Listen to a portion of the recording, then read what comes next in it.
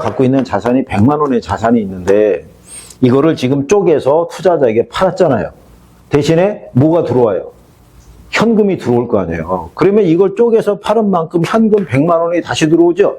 그러면 자산과 부채가 일치할 거 아니에요. 그럼 전체 자산 구성에는 변화가 있다 없다? 변화가 없다라는 거예요. 그게 4번 지문 있죠. 4번 지문에 보면 초과 담보가 없으니까 발행자가 자신의 자산을 매도하는 방식으로 발행만큼 자산은 줄어들죠. 근데 원금, 현금이 증가하니까 주택저당채권의 총액과 MBS 증권의 발행액이 어떻다는 거예요? 같아진다는 거예요. 그러니까 전체 자산 구성의 크기는 변화가 없어요. 이거를 나중에 요약집에서 보시면 대차 대조표로 그려놨어요. 그러니까 그걸 보시고 확인하시면 돼요. 무슨 말인지 아시겠어요? 모르는 거는 거기다 체킹을 하는 거예요. 그래서 나중에 물어봐야지. 아니면 쉬는 시간에 뒤를 돌아보고 이거 무슨 말인지 이해가 돼? 그래서 이해가 되는 사람에게 설명을 한 번 더 듣든가. 대답해 주는 사람이 없으면 손을 붙잡고 저한테 같이 와야 되는 거예요. 어떻게든 정리는 해야 될 거 아니에요. 자, 그 다음에 두 번째에 대한 게 뭐냐면, 자, 두 번째가 나오는 게 얘예요. MBB. MBB는 거기 보면 주택저당 채권 담보부 채권이라고 돼 있죠. 우리가 영문상에 B가 들어가는 데이 담보의 의미가 있다라고 얘기했잖아요. 그죠? 기억하나요? 자, 그러면 주택금융공사가 시중은행들로부터 100만 원이 있죠. 샀어요. 그럼 이거 얘네가 보유하고 있는 자산이죠. 그러면 여기 투자자가 있을 거 아니에요. 그러면 투자자에게 요거를 MPTS처럼 쪼개서 판매하는 게 아니라 이거를 담보로 제공하는 거예요. 이거를 담보로 투자자에게 돈을 빌려오는 개념이에요. 그러니까 회사에서 기업에서 회사채 발행하는 논리랑 똑같은 거예요. 그러면 얘를 담보로 해서 여기 투자자가 있을 거 아니에요. 그죠? 투자자에게 한 80만 원을 뭐 한 거예요? 조달한 거예요. 야, 내 자산이 100만 원이니까 80만 원까지는 나한테 좀 돈을 빌려줘 라고 얘기하는 거예요. 거기다가 그냥 할 수는 없으니까 주택금융공사 자체에 뭐가 있어요? 신용을 근거로 해서 돈을 빌려오는 개념이에요. 그죠? 그러면 여기 요 100만 원에 대한 주택저당 채권이 있죠? 이 소유권 누가 갖고 있어요? 발행자가 갖는 거예요, 발행자가. 그럼 여기서 들어오는 원리금 있죠? 누가 가져요? 발행자가 갖는 거예요, 모든 권리를. 그래서 투자자를 보호하기 위해서 얘가 보유하고 있는 자산이 100만 원이면 100만 원 이상을 발행할 수는 없어요. 왜냐하면 담보물을 제공해야 되기 때문에. 그래서 빌려오는 돈의 120에서 한 150%까지의 담보를 제공해야 돼요. 그러니까 이 금액을 넘어설 수는 없는 거예요. 보유하고 있는. 무슨 말인지 이해하시겠어요? 네. 자, 그러면 모든 권리는 얘가 갖게 되는 거예요. 그래서 소유권 누가 갖고? 발행자. 원리금 증권도 누가? 발행자. 그러면 여기서 얘네가 조기 상환할 수 있어요, 없어요? 조기 상환할 수 있을 거 아니에요. 조기 상환하면 책임 누가 져요? 얘가 지는 거예요, 얘가. 모든 책임은. 대신에 여기 있는 투자자에게 뭐는 약정해 주냐면 이것도 30년 만기예요. 근데 중간에 조기 상환이 들어오면 더 이상 수익이 없잖아요. 그러면 자기네들이 더 이상 이자를 지급할 여력이 없으니까 발행했던 채권을 다시 회수할 수도 있을 거 아니에요. 그게 금지돼 있어요. 옵션이 설정이 돼 있어서 30년 만기가 될 때까지는 여기서 조기 상환이 됐든 뭐가 됐든 간에 이자를 줘야 돼요. 그래서 얘가 만기가 보장이 되고 그래서 MPTS보다는 수명이 길다라고 얘기해 주는 거예요. 거기 보면 1번에 주택저당 채권을 담보로 하되 발행자의 신용으로 발행되는 채권형이라고 되어 있죠. 그래서 원리금 수취권과 저당권을 모두 누가 보유한다? 발행자. 그래서 발행자가 주택저당을 보유하고 그에 따른 이자율 만기 전 변제 채무 불이행 위험을 다 부담하는 거예요. 그래서 MPTS, MBB의 투자자가 발행자의 조기 상환에 대해서 발행할 수 있는 콜 방어가 인정이 된다라고 되어 있죠. 그래서 MPTS보다는 수명이 긴 거예요. 네가 나한테 발행한 채권을 중간에 도로 회수해 갈 수는 없다라고 얘기해 주는 거예요. 그죠? 그래서 거기 보면 발행자는 투자 저당 대출자로부터 받는 원리금을 투자자에게 바로 이체하지 않고 자신들이 발행한 저당 채권에 대해서 새로운 원리금을 지급하니까 현금 흐름이 연결이 안 된다고 돼 있죠. 그 얘기는 여기서 원리금 상환할 거 아니에요. 그거는 얘가 갖는 거예요.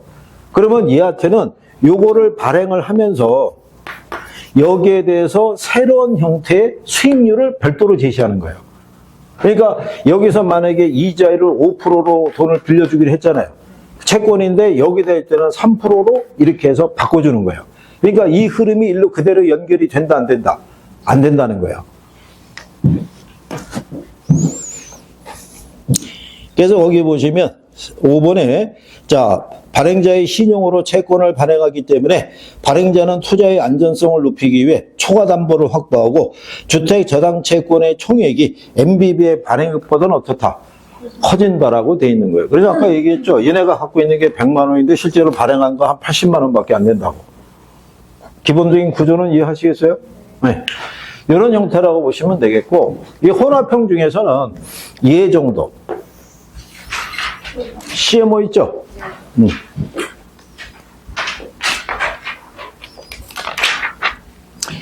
얘가 명칭이 다계층이에요.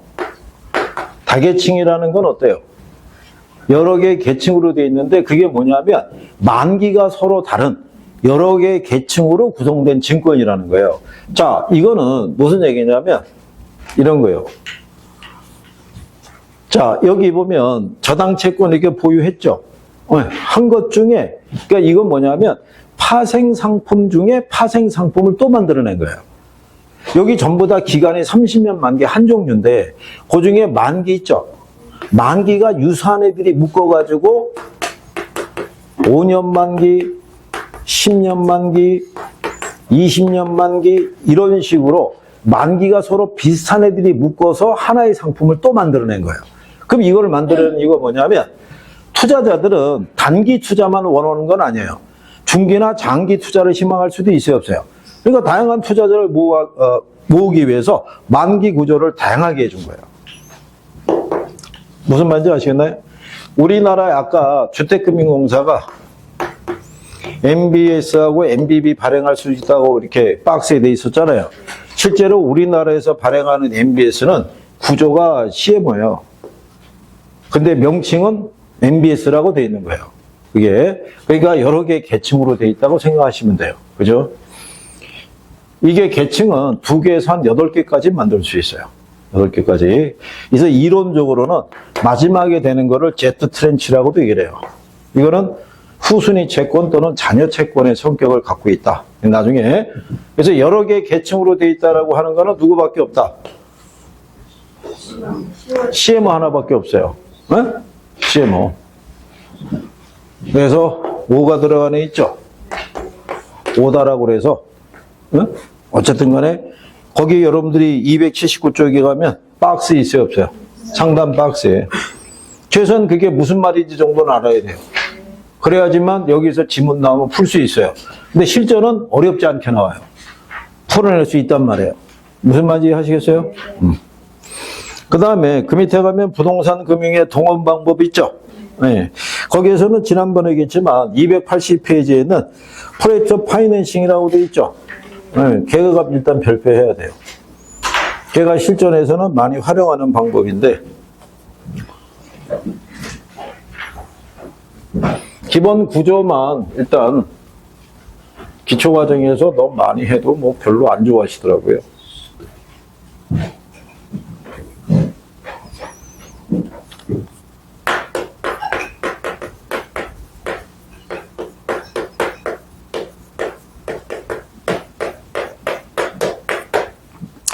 자, 우리가 지난번에 한번 말씀을 드렸지만 이게 자금 융통인데 여기로부터 자금을 융통하는 거예요.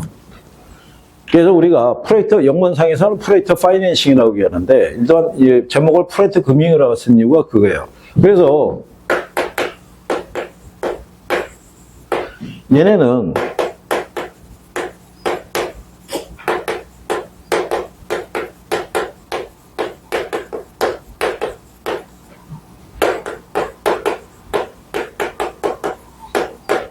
미래의 뭐를 담보로? 현금 흐름을 담보로 해서 자금을 조달하는 금융기법이 프레이트 금융이에요. 그죠? 참고로 보시면 프레이트 금융으로 자금을 조달하죠. 물론 리스크도 사업기간도 장기고 대규모 거리 때문에 리스크가 커서 이자가 비싼 것도 있어요. 근데 이자가 비싼 이유 중에 하나가 뭐냐면 이걸 담보로 해서 그래요. 물적 담보가 없어요. 미래 현금으로 확실하다, 불확실하다. 불확실하잖아요. 그래서 이자율이 비싼 구조로 되어 있다고 생각하시면 돼요. 우리가 지난번에 얘기했지만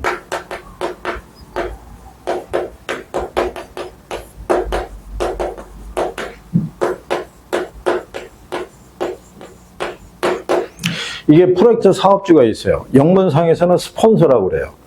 근데 처음에 국내에 얘네가 소개가 됐을 때 이 표현을 쓰지 않았어요. 왜? 우리나라에서는 스폰서라는 이 뉘앙스가 상당히 부정적으로 비쳤던 거예요. 그래서 얘를 안 쓰고, 그래서 뭐 여러 가지 표현으로 바꿔서 썼다가 근래 들어서 프로젝트 사업주라고 번역이 돼서 소개가 되면서 몇 년 전서부터는 이제 프로젝트 사업주라고 소개가 되는 거예요.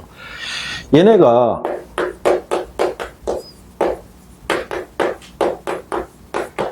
수도권 GTX 있죠?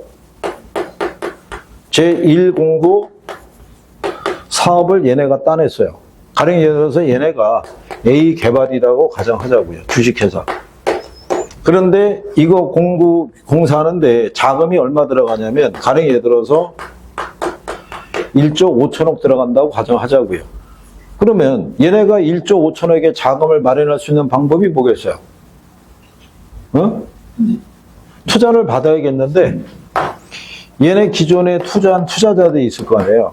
투자자들이 반대하는 거예요. 아니 뭐 사업을 지금도 괜찮은데 뭐하러 무리하게 사업을 확장해서 들어갔다가 사업 잘못되면은 주가도 폭락할 거고 부채비율도 늘어날 거고 그 감당을 어떻게 하려고 그러냐서 얘네가 반대해요. 그러면 얘네가 거래하는 주거래은행이 있을 거 아니에요. 주거래은행에다 대출 신청하면은 뭐를 제공을 해야 돼요. 담보를 제공해야 되는데 담보 여력이 없어요. 그럼 방법이 뭐냐면 얘네가 별도의 이걸 세우는 거예요. 뭐를? 프로젝트 회사를 가칭 주식회사 수도 이래가지고 세워서 이 권리를, 이 사업권을 얘한테 양도하는 거예요. 양도하는 조건으로 얘네는 얘에 대한 지분이 있죠. 나중에 발생한 수익의 일정한 비율을 가져가는 걸로 약정을 하는 거예요. 그리고 얘네하고는 신용이 단절이 되는 거예요. 그거를 신용 분리라고 그러고 옛날에 번역할 때는 절연 효과라고 번역을 했었어요. 그럼 얘하고 신용이 어떻게 돼요? 분리가 돼요. 그럼 얘네는 1조 5천억이 필요할 거 아니에요. 그거를 뭐를 받겠어요? 투자를 받거나 대출을 받는 거예요. 그러면 시중은행에서 대출을 이렇게 해주면 거기에 따라 뭐를 줘야 돼요? 이자를 줘야 될 거고 아니면 투자를 받을 수도 있어요, 없어요? 그러면 이 사업이 운영에 대해서 GTX 이제 운행이 되면은 이제 거기에 따라 운송비에 따라 수익이 될 거 아니에요. 그 수익으로 얘네를 주는 거예요. 이쪽으로. 이런 구조로 운영이 되는 게 TF예요. 간단하게. 그러면 얘네 특징 중에 하나가 뭐냐면 거기 보면 니은에 비소금융이라고 돼 있죠. 우리가 지난번에 소금융하고 비소금융 알려줬죠. 윤총각, 소고와 비소고의 차이가 뭐야?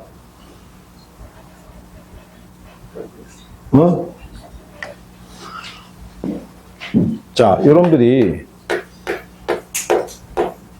만약에 특정한 기간 얘기하면 안 되니까 L은행으로부터 돈을 대출을 받았어요. 그러면 이 은행은 여기다가 뭐 설정하겠어요? 설정했는데 나중에 가령 예를 들어서 이 사람이 이 소유자가 갑인데 이거 못 갚을 수 있어요, 없어요? 대출 받았는데 그럼 얘네 추심 들어갈 거 아니에요. 추심 들어갔는데 이거 처분해도 채권 인수가 안 돼. 그러면 이 사람이 갖고 있는 다른 재산에도 계속 추심이 들어가는 거예요. 그게 소금융이에요. 완전히 정리가 될 때까지. 근데 비소고는 뭐냐면 담보로 제공했던 물건이 있죠. 여기서만 청산이 들어가고 끝나는 거예요. 추가로 확대되는 경우 있다 없다? 없어요. 그러니까 예를 들어서 얘네 프로젝트를 보고 돈을 빌려준 거 아니에요. 그럼 나중에 청산이 들어갈 때 여기에서 끝나는 거지 일로 들어가진 않는다는 거예요. 프로젝트 사업주로. 그런데 근래는 얘네는 그러면 세워놓고 모든 책임에서 무탈하면 그것도 도덕적 해이와 관련된 거 아니냐 그래서 지금은 일정한 부분의 책임을 지도록 요구하고 있어요. 그래서 제한적 소금융의 성격도 갖고 있다라고 얘기하는 거예요. 그래서 제목이 보면 비소금융이라고 돼 있죠. 예. 그리고 또는 제한소금융이라고 돼 있잖아요. 예, 그게 그 의미라고 보시면 돼요. 그 다음에 부의금융 효과라는 거는 여기서 대출을 갖다 1조 5천억인데 1조를 대출을 받았어요. 그거는 여기 있는 프로젝트 회사의 대차 대조표에만 부채로 기록이 되지 여기 있는 프로젝트 사업주의 대차 대조표는 기록이 안 돼요. 그래서 부의 금융 효과라고 얘기하는 거예요. 그러면 여기 있는 프로젝트 사업주 있죠? 이 사람의 입장에서는 자기한테는 채권에 대한 것이 안 잡히잖아요. 그럼 얘는 다른 사업에 투자할 때 또 추가로 대출받을 수 있는 거예요. 그러니까 얘네는 대출을 추가로 받을 수 있는 담보, 그러니까 대출 여력이 확대된다고 보시면 돼요. 그 다음에 거기 보시면 정부의 비대칭성 문제 있죠. 네? 자, 이런 거요. 만약에 시중은행에서 여기다 대출해 줬잖아요. 그러면 얘네는 사업 하나만 하는 게 아니라 여러 개 투자하고 있을 거 아니에요. 그러면 여러 개의 사업이 어떻게 돌아가는지를 정보를 계속 수집해야 될 거 아니에요. 근데 여기다 빌려주면 사업이 이거 하나밖에 없잖아요. 그러니까 정보가 부족한 현상이 완화가 되는 거예요. 집중할 수 있다 이렇게 생각하시면 돼요. 근데 단점은 뭐냐면 거기 여러분들이 보시면 금융비용이 비싸다고 돼 있죠. 그리고 계약 구조가 상당히 복잡해요. 그래서 이게 시중은행에서는 이 PF에 참여해서 이거로 소화낼 만한 전문가들이 많이 부족할 거예요. 그러면 얘네가 해줄 수 있는 건 대출을 해주고 뭐만 이자 수익만 얻어야 되는데 근데 사업이 꽤 괜찮단 말이에요. 그럼 이자 수익만 갖고는 아깝잖아요. 그럼 자기들도 대출이 아니라 지분 투자로 들어갈 수 있어요 없어요? 그걸 조인트 벤처라고 그래요. 그렇게 들어가. 그래서 조인트 벤처를 지분형 금융이라고 얘기하는 거예요. 지분 금융의 일종이라고. 그러니까 지분 참여하는 거예요. 대신에 투자해서 잘못되면 어떻게 돼요? 같이 망가지는 거죠. 그 다음에 거기 여러분들이 보시면 그 금융기관의 위험 감소 방안이라고 돼 있죠. 위험 감소 방안이라기보다는 특징인데 그러면 여기서 보세요. 뭐를 담보로 빌려온 거예요? 현금 흐름. 이 사업을 통해서 이제 수익이 발생하면 그걸로 주겠다는 거예요. 그러면 이 현금 흐름의 관리가 중요하다는 거예요. 그래서 이 현금 흐름을 거기에 나와 있는 위탁 관리 계좌 있죠? 에스크로 어카운트라고 그래요. 그 계좌를 통해서만 관리하는 거예요. 그러니까 자금 운영의 투명성을 확보할 수 있어요, 없어요? 그거 중요한 거예요. 여러 오지선다 나오면 그 논리는 꼭 나오는 거예요. 여기서 발생하는 현금 흐름을 시행사가 관리한다, 시공사가 관리한다, 프로젝트 사업주가 관리한다, 다 틀리는 거예요. 네?